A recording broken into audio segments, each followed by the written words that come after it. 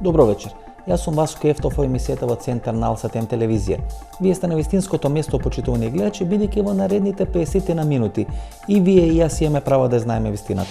Овде е седиштето на Дебарско-Кичевската митрополија, односно овде во Охрид е центарот кај што владее владиката Тимотеј или еден од трите најмокни владици на Македонската православна црква, заедно со Петар и заедно со поглаварот Стефан, односно владиката Тимотеј е човекот кој прв на таков начин јавно му се има спротивставено Никола Груевски во однос на неговиот најголем инвестицијски проект во рамки на Република Македонија, а тоа е проектот на собрата Рој од Охрид да направи нов Лас Вегас на Балканот. Од тие причини дојдовме тука во Охрид, бидејќи е навистина чудно некој така јавно, силно и гласно да му се противстави на Никола Груевски, да видиме на лице место колку е силен и колку се уште обстојува на тој свој став дека на собрата Рој ќе му се стави вето за такви инвестиции во едно од најголемите светилишта на македонското православие, тоа е манастирскиот комплекс во Свети Наум, да видиме значи на лице место дали владиката Тимотеј и понатаму цврсто обстојува на тој свој став.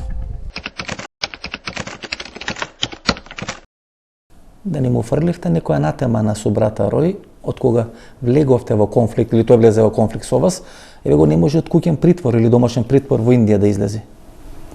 Ниту сум фрлал на некого досега, па ниту имам намера да фрлам анатема на човек кој што не е христијанин. Знаете, собрата Рој е омилен инвеститор на власта. Неколку пати доаѓаше тука, на највисоки звона беше пречекуван, највисоки почести му беа давани, па на некој начин го донесе и Тони Блер тука на одредено предавање, значи омилен инвеститор на власта, за туку така власта да се дистанцира од некои проекти зад кои застана на собрата Рој. Нели ве плаши тоа дека е прекрупна веќе таа работа? Не, јас мислам дека Господ е посилен од сите овоземни кнезови и Свети Наум. Јас верувам дека Свети Наум ќе го одбрани тоа што треба да се одбрани, а не Тимотеј или било кој друг. Вие бевте близок со Паско Кузман. Па дури апсењето на Паско Кузман временски се поклопува, чудно или случајно, не знам, меѓутоа временски се поклопува со можеби поинаков став на Паско Кузман околу собрата Рој и неговото инвестирање во Македонија. Кога гледате како помина Паско Кузман, вие поминавте можеби многу подобро од него. Ако има дела, нека ме санкционират.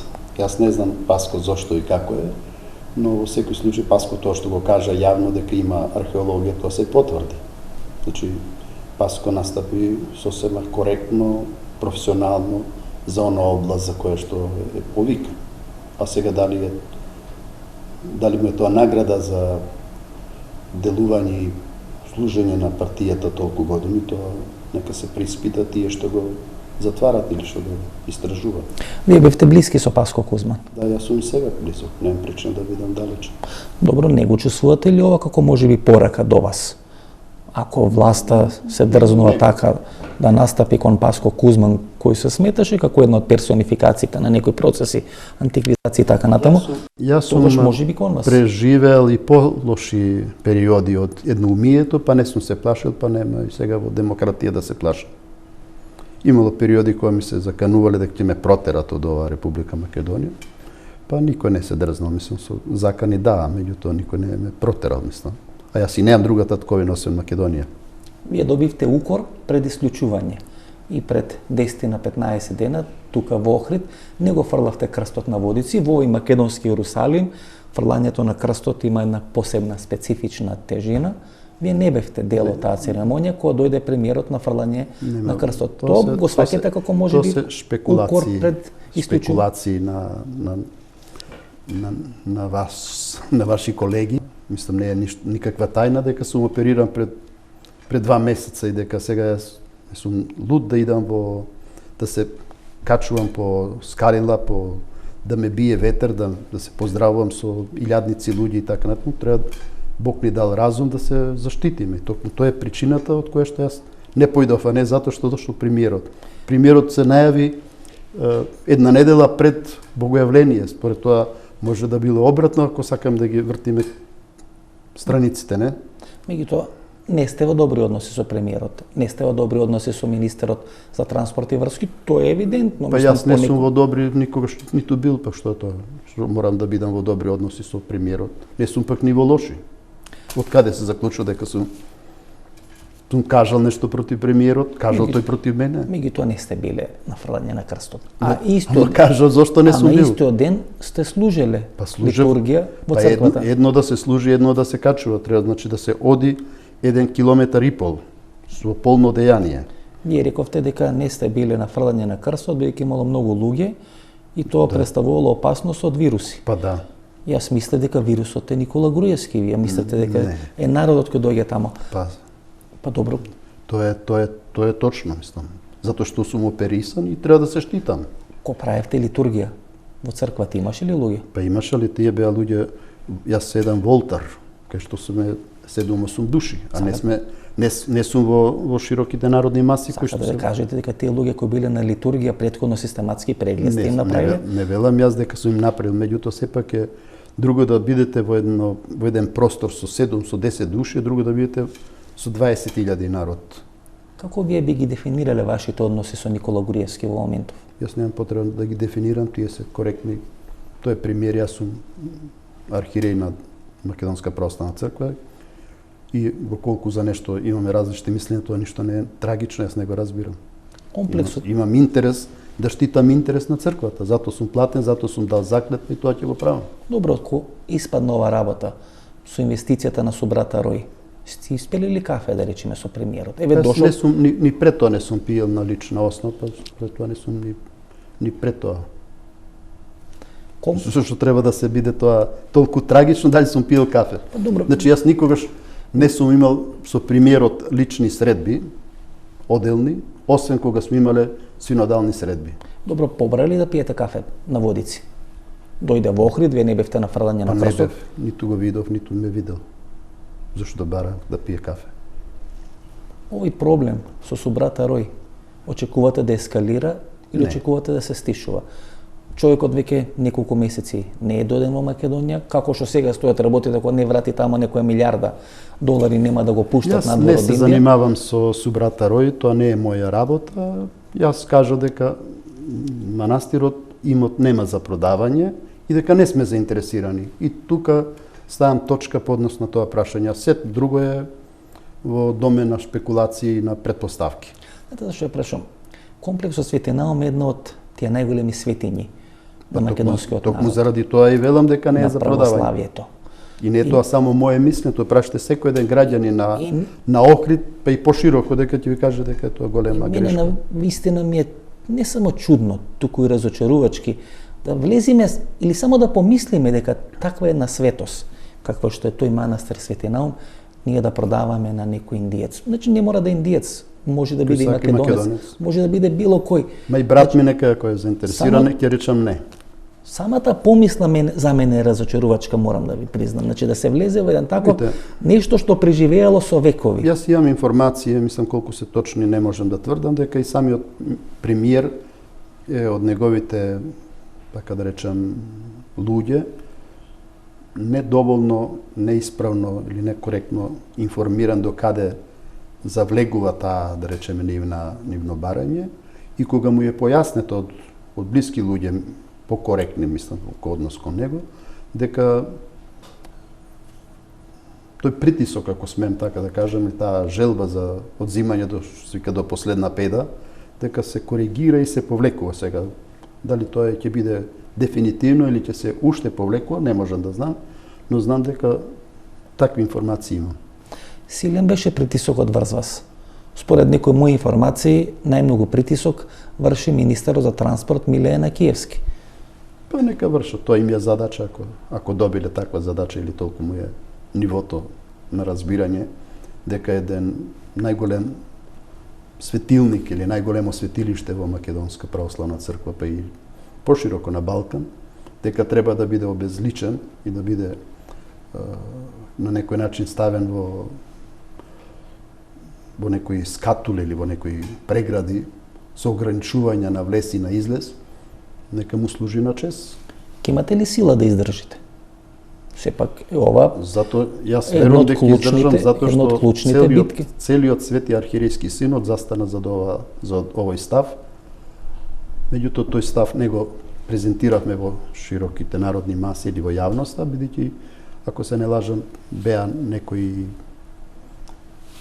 најавување на предизборни, не знам какви се, мислам, беа политички причини, рекоме дека тоа би било погрешно разбрано и така натаму, од тие причини го оставивме тоа како не соопштено на широките народни маси. Значи, едногласно, од еден до последен сите архиереи застанат зад ставот што го искажа епархискиот управен одбор на Деврско-Кичевска епархија, а беше соопштено од моја страна. Значи синодот на МПЦ едногласно ви дава поддршка да не отстапите. Да не отстапи, синодот нема да отстапи. Целата црква, ако треба и собор ќе свикаме, па да видиме кој ќе дигне рака дека треба манастирски имот да се отуѓува за. Би оделе до тамо на ниво на конфликт црква-влада?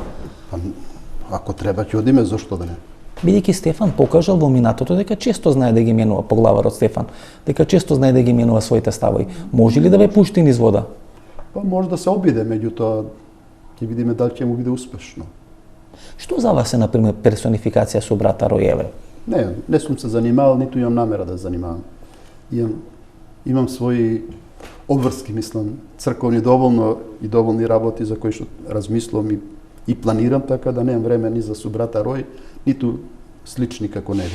Владиката Тимотеј е во одличен, да не речем, пријателски односи со Паско Кузман, кој се сметаше дека е татко на македонската антиквизација. Кога се јави тој проблем во однос на проектот на собрата Рој од Охрид да направи балкански Лас Вегас, се случи тоа што се случи со Паско Кузман, беше затворен и сега се наоѓа во домошен притвор. Се прашувам, или го поставам тоа прашање јавно и гласно, тоа прашање го поставам и на господинот Тимотеј, дали не се плаши дека можеби може да заврши ко Паско Кузман, ако и понатаму опстои на тој свој став да става вето за проектите на собрата Рој.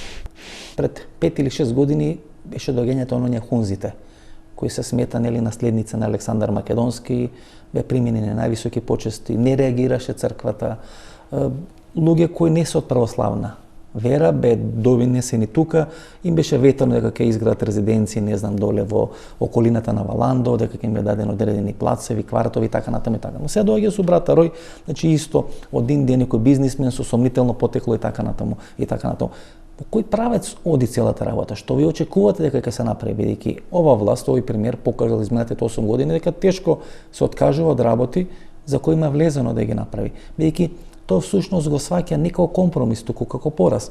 И ако вие категорично останете не за собрата Рој, тогаш веќе собрата Рој ако сака да инвестира, што јас во принцип не сум против инвестиции во Охрид и во Македонија, дали ќе бидат тоа американски или германски или индиски или кинески пари, во крајен случај не ме интересира, може да му се најде место и да се инвестира. Не мора да биде тоа во дворот на манастирот Свети Наум. Не мора да биде на имот на Свети Наум. Да изгради казино комплекс, туристички комплекси. Го личи ли тоа покрај манастир да биде? Па не знам, јас тоа се прашувам. Една демохристијанска влада тоа дека не треба да биде. Која заговара верувам дека кога фамилиарни семејни вредности да дозволи на таква инвестиција. Па токму тоа зборува дека тоа не може да биде и не би требало. Побарал ли прием со брата ке вас? Не. Би го примили ли? Би го примил, зашто и да му кажам дека секој ден на капија ќе колиме по една крава. Ако гради тамо? Да. Ако тој провоцира нас, доминантно население христијанско, православно, тогаш ќе му возвратиме со провокација исто. Значи да видиме како би ние сме сиромаси, меѓутоа толку може да најдеме. Како провокација, одговор на провокацијата. Бидејќи кравата е свето животно нели во индиската. За нивната култура, може за него да не е, меѓутоа тој не ќе да биде тука сам, тука има и други, не? Да не му праќате гарантно писмо на собрата Рој да излезе од куќен притвор, бидејќи колку што можам да сватам тамо не е баш во некоја сјајна ситуација. Тоа не ме интересира. Не сум го ставил, ниту може да го вадам, ниту имам намера да го вадам. Добро, господине Тимотеј, до каде ќе оди целата работа? Знаете, тоа е работа на други структури државни, не на црква. Може ли најмалку на митрополит во Охрид или Деврско-Кичевски, како го сака да речете. Може ли да ви направат народ во Охрид, например, теоретски, да се појават сопственици на тој имот? На кој имот? Црковниот имот, да кажат дека имат тие свој тапи. Теоретски велам.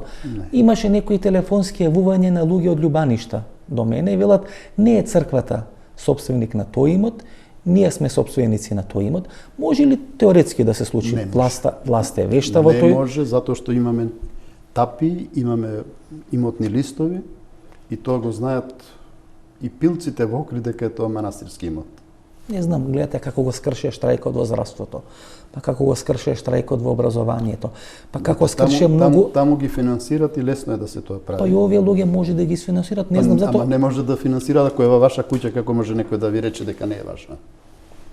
Значи, манастир Свети Наум и имотот на Свети Наум, него јас денеска спечалив и кажа, тој постои од неколку века таму и се знае и за колку е купено и колку е платено и така натаму. Може ли да се случи синодот да побара ваша смена? Не, Теоретски може, да. Поради здравствени причини, имавте операција пред 2,5 месеци, поради некои други причини и на тој начин на мала врата да го реализира целиот проект. Па кој да дојде, никој нема да се согласи на тоа. Гледате калишта што се случи. Гледате што случи со други некои манастири. Гледате случаи во близината, не знам, на Усје, кај што Усје доби да копа лапорец во близината на манастирот, некаде 15-16. Тоа не се случува во Дебарско-Кичевска епархија, значи тоа се случува се калишти, иако го споменувате, тоа е под Скопска или под директна ингеренција на архиепископ, бидејќи манастирот Света Богородица Калиште е ставропигијален, така наречен манастир, кој што е под директна юрисдикција на архиепископ. Значи тоа е екстра територија под юрисдикција на поглавар, иако се наоѓа територијално на простори на Дебарско-Кичевска епархија.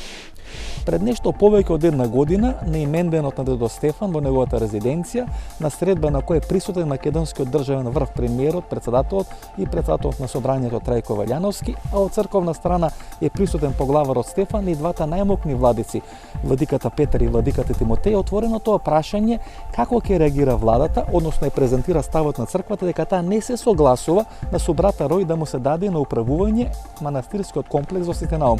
На таа средба Никола Груевски покажува категоричен став дека владата не размислува да се откаже од тој инвестицијски проект и тука се постава прашањето: ако ова влада и овој премиер во изминатите 8 години покажал дека тешко прави компромиси, дека компромисот го сваќа како пораз, тога се постава клучното прашање: кој ќе излезе како победник од тој конфликт помеѓу владата и црквата и дали владата можеби на крајот на криштата или на крајот на денот сепак да го заземи или да го плати тој комплекс околу Свети Наум, а црквата да мора судски да ги бара своите права. Гледате ли ке некој од владиците политички амбиции? Не. Сигурен сте? Сигурен. Многу минодни дават политички ставови за клучни прашања во државата. Пимен, например. Бите, може да давам јас лични ставови, тоа воопшто не значи дека сум оптоварен или амбиции дека имам за политички ангажман. Значи јас како индивидуа, како граѓани на ова општество, на ова држава, или што произлегувам од овој народ, имам право за различити ставови, за различити прашања да имам свое мислење. И ако бидам некогаш прашан, можам да ги соопштам. Дали тоа ќе биде во склад на одредена политика што е на моментот или ќе биде во склад со несклад, односно, тоа воопшто не значи дека ако јас мислам нешто поинаку дека сум присталица на опозиција или не знам што. Тоа може да биде сосема индивидуално размислување. Добро, ве навредува ли да речеме квалификацијата дека црквата станала приврзок на Никола Груевски? Па да, во некој сегмент да, меѓутоа не мислам дека е баш приврзок. Тие што не би се согласиле со вас дека црквата стана приврзок на Никола Груевски, веројатно би ви рекле, знаете, па владиката Климент не излага од просториите на владата. Би одели чекор понатаму би ви рекле 96-7 година, кога е расколот во ВМРО ДПМН, кога се прави, ајде да речеме, тој тим на интелектуалци или тој совет на интелектуалци кој го води Никола Клюсев, тогаш член на тој совет на интелектуалци денешниот поглавар, господинот Стефан. Тешко ќе имате одговор на такви некои тези и прашања, бидејќи се евидентни. Значи,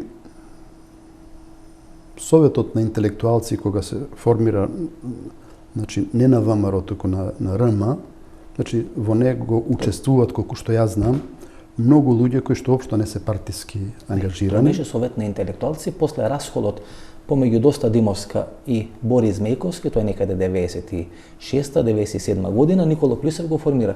Тогаш член на тој совет на интелектуалци стана денешниот поглавар господинот Стефан.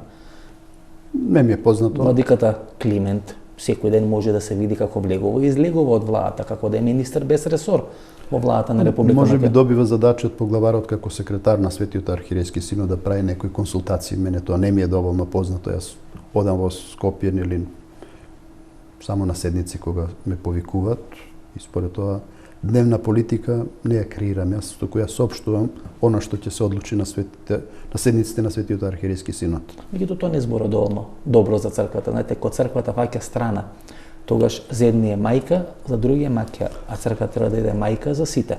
Црквата е надпартиска национална институција и само така треба да делува во колку сака да ја извршува својата мисија за која што е создадена од Господа Исуса Христа.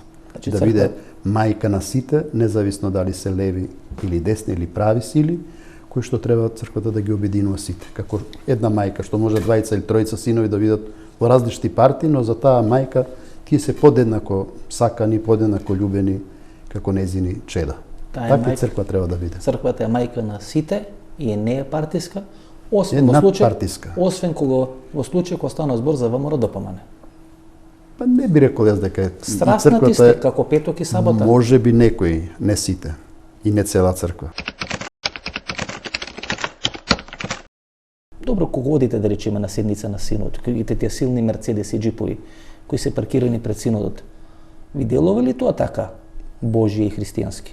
Зошто да не? Со што треба да одиме ние? Добро, со магариња? Не, чисто ја прашувам, знаете, вака се ако Ако денеска секој еден оди... Ако сте вие коска издвоена од народот, и таа коска направена, и ако треба да бидете главната совест на народот. Сега баш народот и не оди со джипови, знаете, ова иста црква заедно со Коце Треновски делат храна за Мала Богородица на Камени мост. Народот гладува, народот нема што да јади, а од друга страна вие се возите со джипови, со мерцедеси, со бесни коли. Гледате што се случува? Од секогаш архиереите, не само во наша црква, туку секогаш, или свештеникот, има најдобар конј во село кога бил, па природно кога бил во град најубава кола, па природно и архиереите имат пристојни, а не луксузни или не знам си какви. Значи колку поише коња, толку подобро. Па ако така вие го цените, нека биде така, но не е, така. По возниот парк можам да заклучам дека тој што е најсилен треба најмногу коња да има паркирани. Не би рекол така, мислам. Ако вас ви изгледа така, нека биде така. Гледавте пред 2 недели што се случува за Водици или пред 3 недели. Луѓето си степа крстот да го земат. Знаете, мене ми се чини дека кога гледат како се однесуваат свештениците, тогаш се земат за право и граѓаните кои скокат по една света работа, тоа е крстот. Да се однесуваат така, не свето. Да се грабат помеѓу себе, да го крадат крстот. И така, тоа е отсутство на познавање на вистинската религија, на вистинските вредности на црквата. Тоа не значи да затоа што свештеникот му кажал или владиката му кажал отни му го крстот од послабиот. Мислам, надвор здрав памет. Тоа се случи лани тепачка во Делчево. Ова година крадење на крстот во Штип. 2 или 3 години поред свиркање при фрлање на крстот во Скопје. Тоа се сигнали кои што укажува дека можеби црквата го губи својот углед меѓу македонскиот православен народ. Може и така да се свати, меѓутоа може и поинаку да се свати дека недостаток на познавање на својата вера и на традиција донесува и такви невкусни или непријатни сцени. И овие аномалии за кои што ви зборувате, мислам дека се плод на тоа, не на некои мислења. Што се случува во Украина? Има конфликт помеѓу два дела на украинскиот народ. И се повикува црквата на некој начин да ја смири целата таа ситуација, да ги смири тензиите. Овде имаше еден обид 2001 година, црквата не беше на висина на задачата, не се појави да ги смири тие тензии тогаш поглаварот Стефан, помеѓу два дела на македонското општество, на македонската јавност. Јас мислам на какви слаби позиции сега се наоѓа црквата. Не дај Боже, значи не дај Боже да се случи конфликт од типот на украинскиот конфликт во Македонија, дека црквата ќе нема авторитет да ги мири двете страни, бидејќи премногу има фатено една страна. Може би така да делува, меѓутоа јас лично мислам дека има во синодот и што не се на никаква страна. Лично јас не сум човек ниту на позиција, ниту на опозиција, кој баш ве интересира. Па затоа трпите притисоци, затоа трпите критики. Нека трпам. Затоа се тие. Ако Христос трпел, кој сум јас пак да не трпам? Ако Христос безгрешен трпел, бил тепан, осудуван, распнат, кој сум јас пак со безброј своји слабости како секој човек, да немам и такви притисоци или такви непријатности, ако смем така да ја кажам. Вреди ли за субрата Рој да си го нарушите здравието? Не, моје здравје не е нарушено заради субрата, мислам. Не, мислам моето здравје беше нарушено многу поодамна, само сега може дојде до кулминација, иначе нема врска со субрата Рој. Вреди ли да имате такви непријатности, ајде да го преформулирам прашањето? Притисоци, ставање на столбот на срамота, еве спречува странски инвестиции, не дозволува странски инвестиции, ретроградни сили, не дозволува Охрид да стане една туристичка метропола. Не е точно, мислам тоа. Можда поединци да мислат така, меѓутоа не сум бил против инвестиции во Македонија, уште помалку пак во Охрид, а светињите не сме да се никогаш продават за било какви други овоземни цели. Што очекувате да биде финалето на целата ова ситуација? Ќе видиме, да бидеме живи, па ќе видиме. Да се повлече владата, очекувате? Па не знам јас дали ќе се повлече или ќе се коригира. Тоа ќе биде веројатно еден од ретките, ако не единствен, кој успел да му покаже заби на Никола Груевски. Не сум покажал да ја заби на никого, само сум покажал своја должност сум ја извршил како архиреј на Македонската православна црква. Тука нека да ја правиме мала пауза за реклами, се враќаме по неколку минути со вториот дел на нашата вечерашна емисија.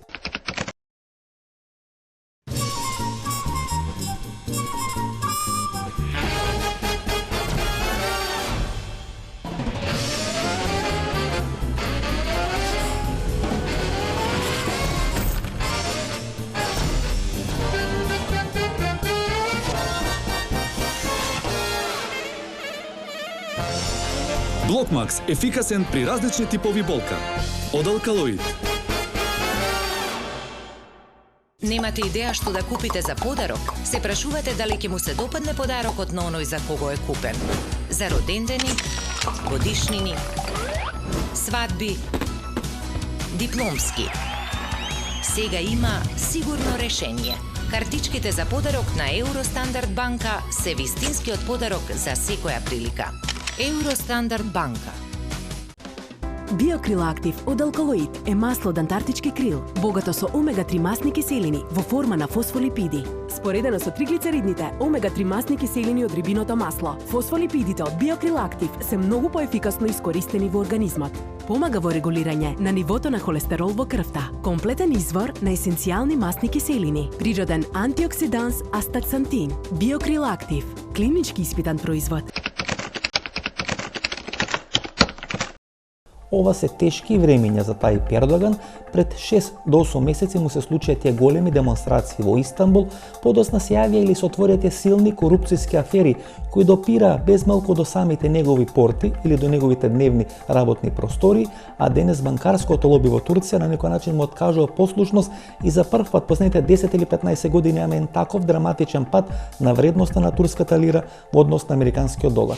Тајип Ердоган памтел и подобри времења. Што се случи од денес во Турција? Дали е некој процес на деердоганизација? Мислам дека се случува оно што се случува со секој политичар кој поминал повеќе од 10 години на политичка сцена. Тој елемент на препознатливост веќе станува доминантен. И последно време веќе оставате еден потпис кој е препознатлив кај сите, како на домашната публика, така и во меѓународната јавност, но со тоа станувате и предвидливи во своите настапи и губите од можноста на таа, да кажеме, лидерска мистика со која може да изненадите. Турската лира не била на пониски граници во последните неколку децении. На некој начин, ако Турција се сметаше како една од најбрзо растечките економии, сега сите се плашат и стравуваат дека тие добри економски времиња за Турција кога да се минато, бидејќи лирата изминатите 10-15 дена веќе изгуби некаде 17% од својата вредност во однос на американскиот долар, што во изминатите 10-15 години не беше случај во Турција, посебно не во периодот на Тајип Ердоган.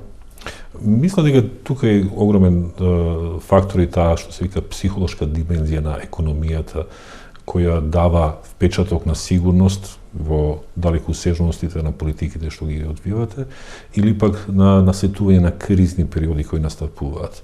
Но оно што е клучно е тоа дека во последните година или две Турција има потврдено на 2 полиња. А на тоа е она првото на hard power, на војна сила, и второто на soft power, на економска сила или на имидж со кој градите надвор.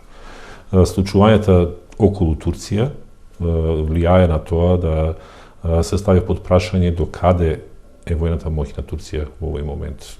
Конкретно Сирија и Египет, така и она сега што се случува посебно во ставањето на Турција на задни седиште кога се станува збор за преговорите во Сирија.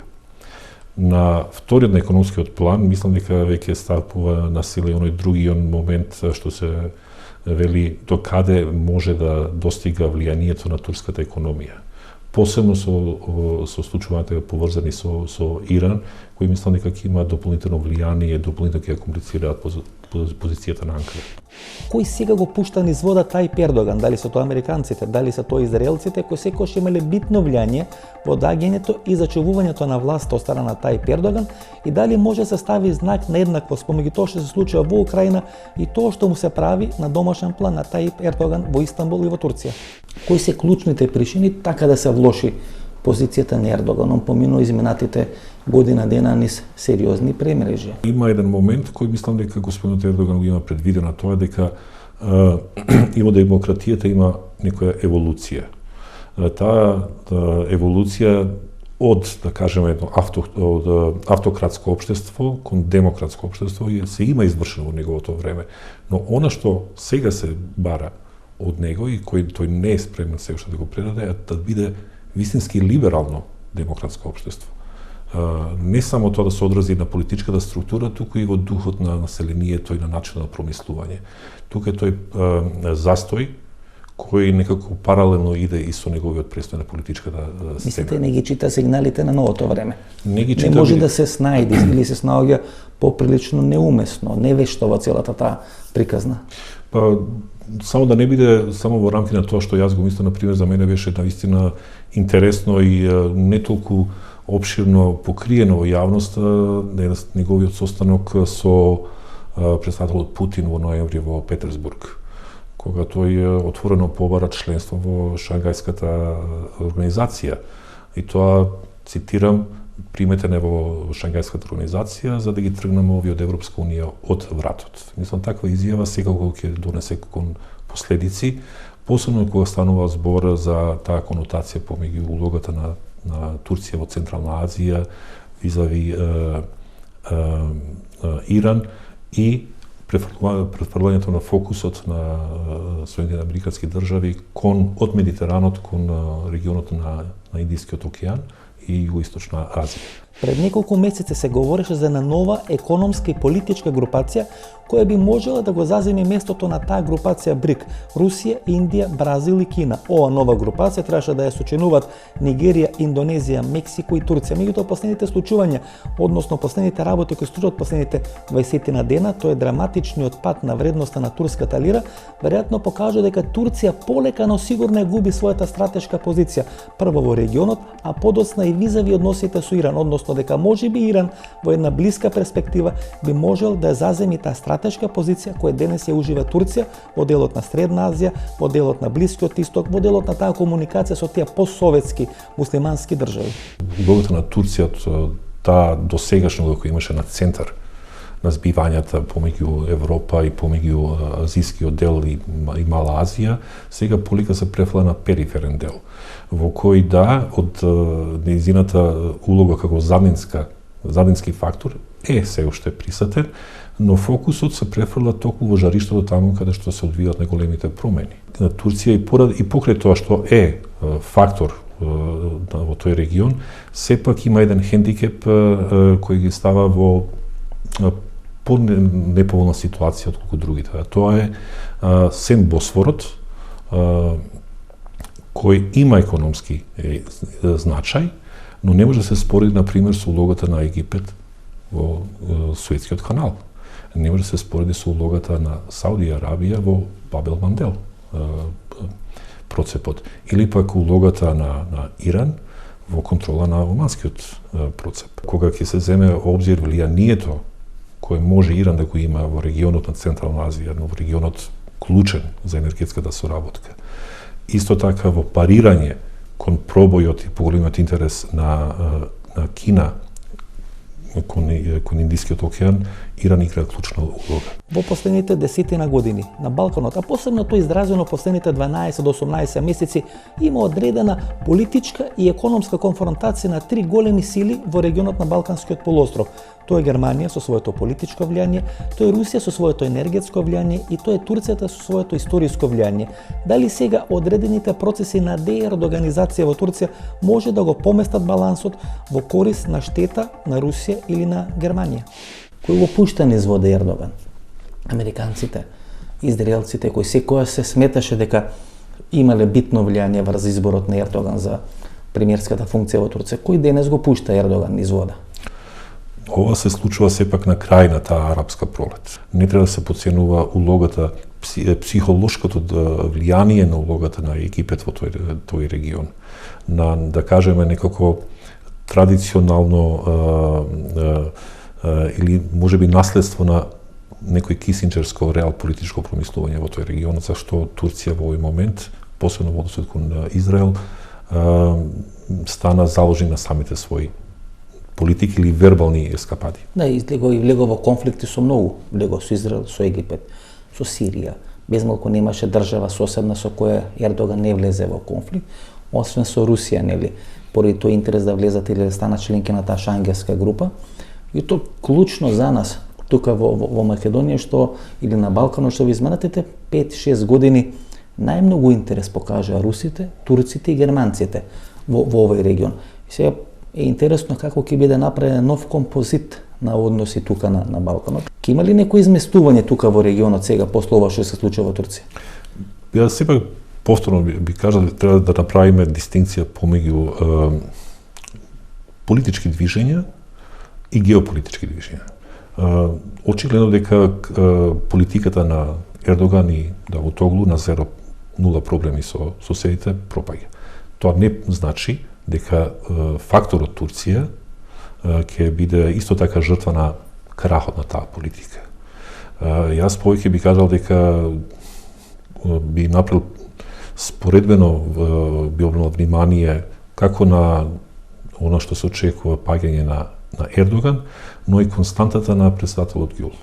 Мисли дека Гюл би можел да биде замена? Мислам дека тој е веќе ја има таа угра на некоја транзициона форма на смирување и давање на гаранции за долгорочноста на политиката, државната политика, а не партиската политика на партијата на господинот Ердоган. Тоа многу брзо ќе го видиме. Имат локални избори во Турција, имат и председателски избори во Турција и ќе видиме дали е можна таа рокада, како што нели се навестуваше Медведев Путин да се случи во Турција. Значи Ердоган и Джул да ги сменат своите, значи тоа многу брзо за неколку месеци ќе се види. Но исто таа компонента што пак би се вратил, бидејќи можеби господинот председател Гюл ќе биде тој фактор кој ќе може да врати таа компонента на либерална демократија која се очекуваше од Турција да влијае и врз тие региони каде што таа има се уште влијание, посебно на Балканот.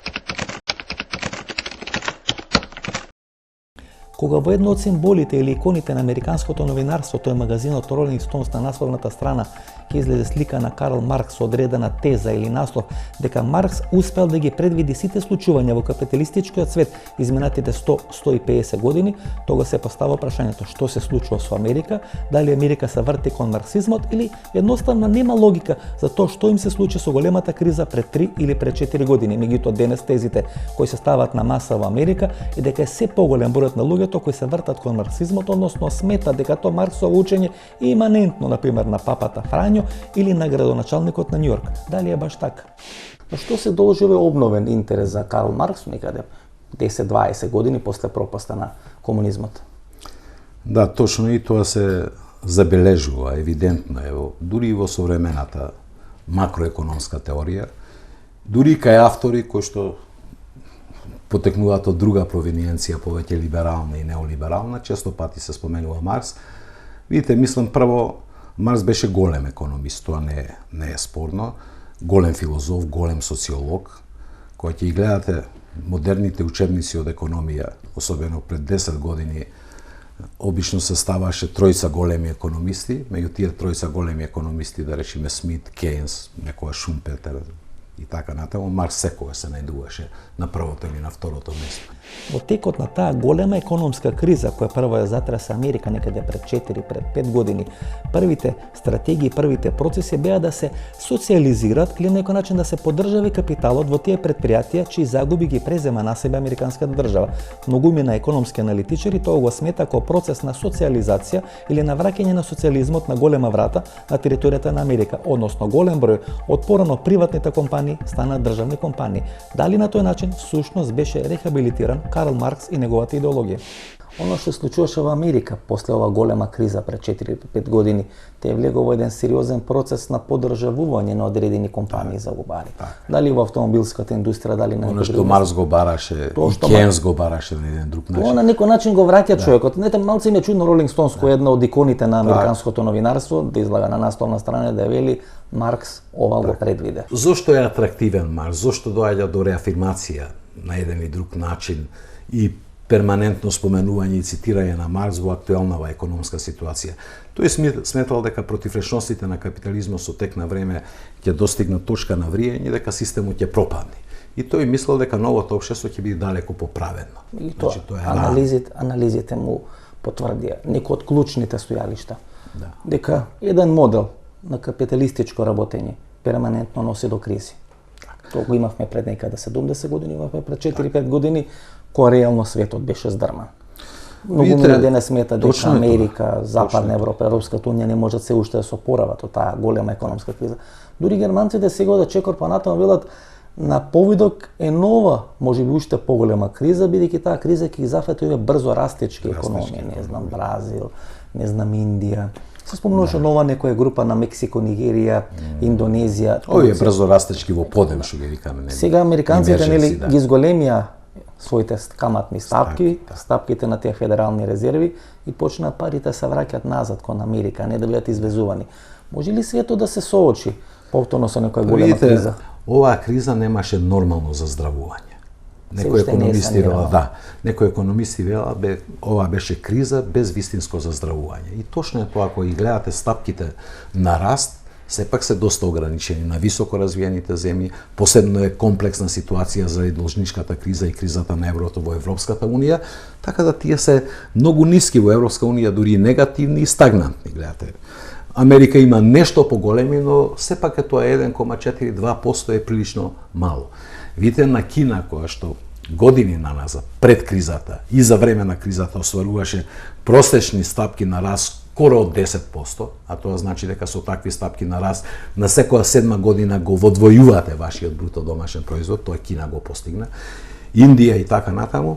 Сега гледате точно, добро сте забележале, 2013, 2014, 2012 значајно падна тие стапки. Дали светот денес се соочува со нова можна економска криза, бидејќи дел од овие брзо растечки економии, како што е Турција, како што е Бразил, како што е можеби дел на Кина, која полека го намалува својот економски раст, може да предизвикат нова економска криза. Што би била причината за тоа?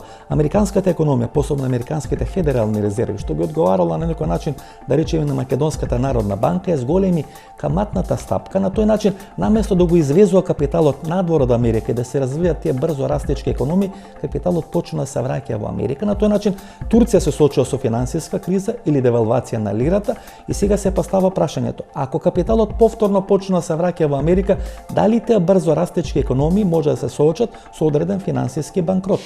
Во Советот на економски советници на председател на САД се од врвни економисти, нобеловци, кои што добро ја познаваат таа проблематика, тие ќе го изведат тоа добро. Меѓутоа, факт е дека тоа ќе придонесува за намалување на стапките на раст во овие растечки економии. Турција е присутна во Македонија, присутна во банки, присутна во бизниси, присутна во мало трговија преку рамстор, во одредени капитални инвестиции.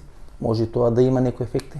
Лично мислам дека има голема потенцијална економска моќ Турција и добри високи стапки на раст и дека со тек на време ќе успее таа да се консолидира, но не е исклучено сите земји во подем на еден и друг начин да паднат. Видите во Кина што се јавува сега проблем и загриженост, веќе стапката на инфлација 4-5%. достигна. Значи, што прегреа на економијата.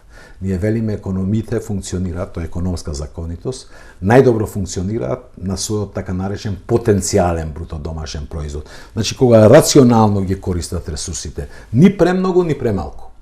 Оптимално толку Сега се прегреа машината. Сега се прегреа машината. Како И стара чим се кола- прегреа машината, веќе почнува стапка на инфлација 4-5%, тоа како ќе стара не се кола на плаши. плетвар. Да, така, истото ето.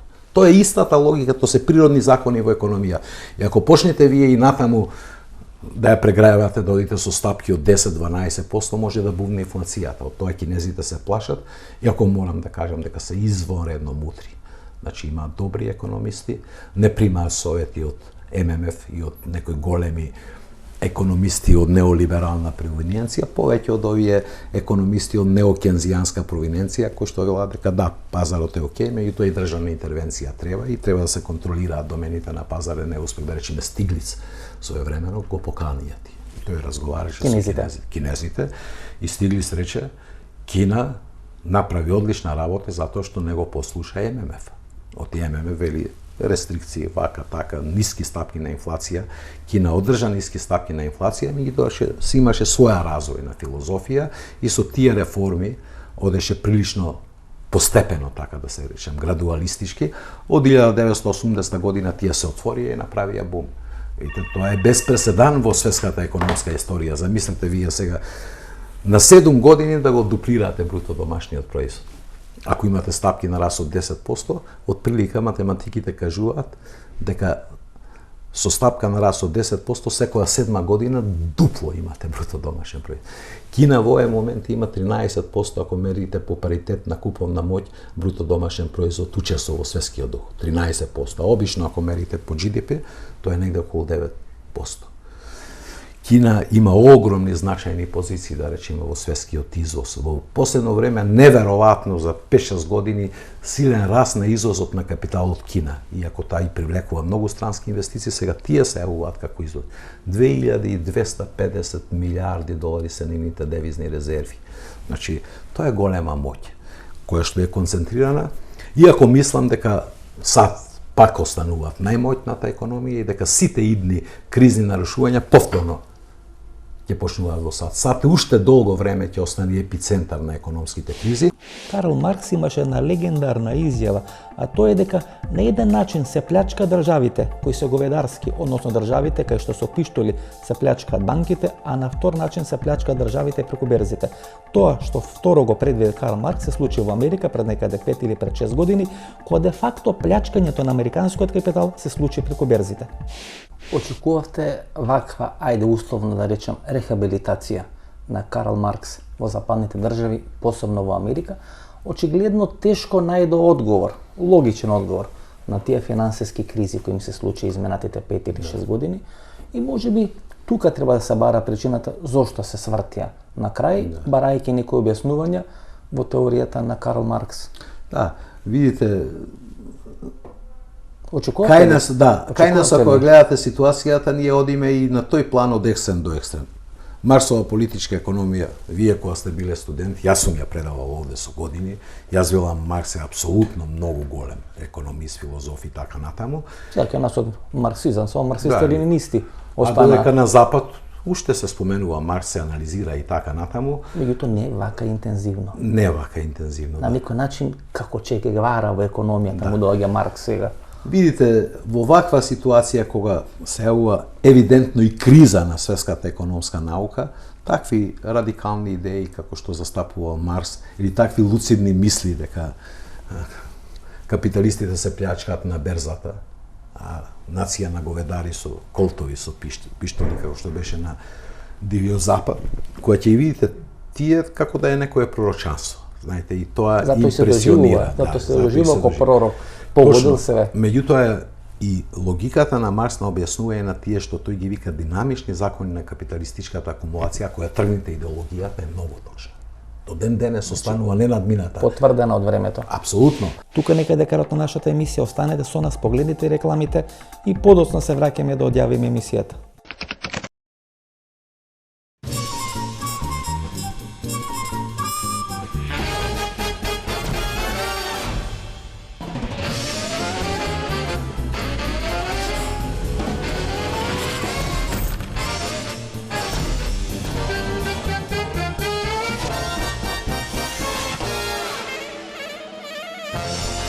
Блокмакс ефикасен при различни типови болка.